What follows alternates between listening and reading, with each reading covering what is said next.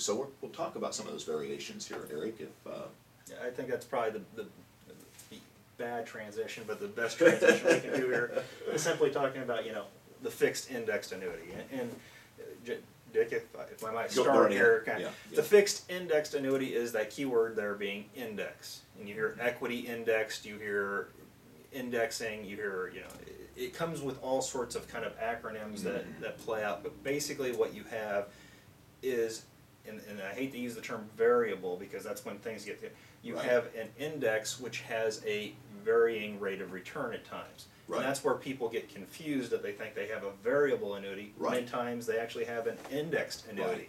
What you're doing is you're accepting a little bit more upside potential by basically working with an indexed annuity most of the time over a standard fixed annuity. You have more potential for upside. Right. So now you've got your fixed annuity chassis, which that means no downside. You've got downside protection. You got the safety. Right. So usually there's no risk of loss of principal, is how we would state that. Now, your index is going to allow a bump up based off the performance of an index.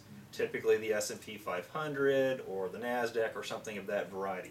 So if the market gains 5%, depending on where your caps are, and I realize I'm throwing terms out there a little headed, but you're going to get that potential gain that goes with the index. So it may be a portion, and this is where we start talking about participation rate and caps and those things. And you know, one of the things, Eric, that I'd like to just point out here, you started out by saying equity indexed annuity, and folks, you're going to hear that a lot. You're going to hear equity indexed annuity, fixed indexed annuity.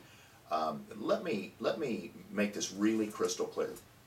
It is not invested in equities. A fixed indexed annuity does not have an investment in equities. You're not in the market. You are not in the market. You're using the index only as a gauge to be paid interest, and that interest is decided based on various items such as caps. Like a cap says you can only make so much, no matter how much the market goes up, you can only make a certain amount. That cap could be 5%, it could be 7%, it could be 3 or 4%. And in the interest rate environment we've seen recently, we've seen a lot of caps down in that 4%. Yeah. So 3 plus, or I mean, we've seen some that get up there in the 6%, and then some unusual strategies with participations and different blends where they've got a little more potential. But let's be realistic. What should someone expect over a 10-year period with an indexed annuity? Before we get that far, I think the one thing we have to clarify is, to take a cap, you're giving up some of the upside, and why are you giving up some of that upside? It's because you're giving up the downside. You're getting safety. Safety, right. And I think when we compare usually a fixed indexed annuity with a variable annuity, the one thing that we have to really point out the difference in, with a true variable annuity, you can lose principal. With a fixed indexed annuity, you've got that floor guarantee, so you're not going to go below where that indexing point is. So, as much as we don't want to have a non-earning year in any investment vehicle, we look at a fixed indexed annuity, and a lot of times we use the term zero is the hero, and the reason we say that is because it's much better to have a year where you don't earn than a year where you lose 25%, 30, 40%. And so that's where the indexed annuity becomes very strong. You know, we look at what we call the lost decade, where these indexes did not perform, Eric. Yeah, and we look at 2000 to 2010. Yeah, and I'm just going to talk about 2008. I mean, if you look at it, we're bumping around, constant moves up in the indexes and the overall stock market. But in 2008, September of 2000, I can tell you exactly where were you in September of 2008. But you saw the market take a huge drop. And right there, the amount of time that we've had to have people recover, when that market goes down to the S&P, loses half of its value, you know, in a period of months. So it's at that point in time, people that are close to retirement, we're having to reassess. Well, if you're in an equity indexed annuity at that point in time, you have no fear. You're even. You've lost nothing. You have not gone backwards. Now, you would much rather take a zero Yes. then a negative 50, negative 60, Yeah, negative anything. 25, 30, So- 40%.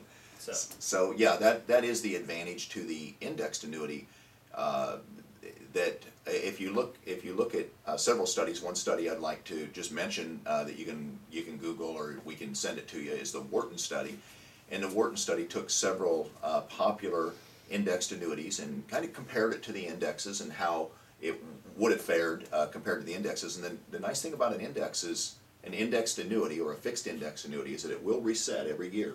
So in those years when the market was really low, it reset, and every time there's an increase in the following year, that annuity will be credited interest based on whatever the cap was and whatever the rise in the market was. So typically, if we go back during the lost decade, we saw index annuities that actually outperformed the indexes they were measured against because they never had to take any losses.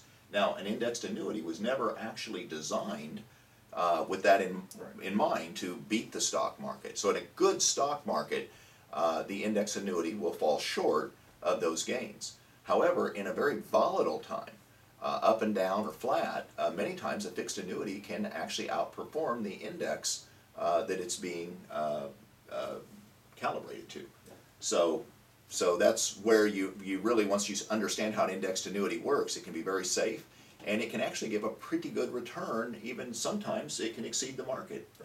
So you're getting security and guarantee of protection of principal. Right. In exchange for that, you're giving up some of the market Right. upside potential. Right. In that report, Eric, I'm just going to generalize, but during that lost decade where some of the indexes had a little bit negative or they were basically flat, there were several of the index annuities that produced somewhere in the 4 to 5% range, which was very respectable for that time period. So.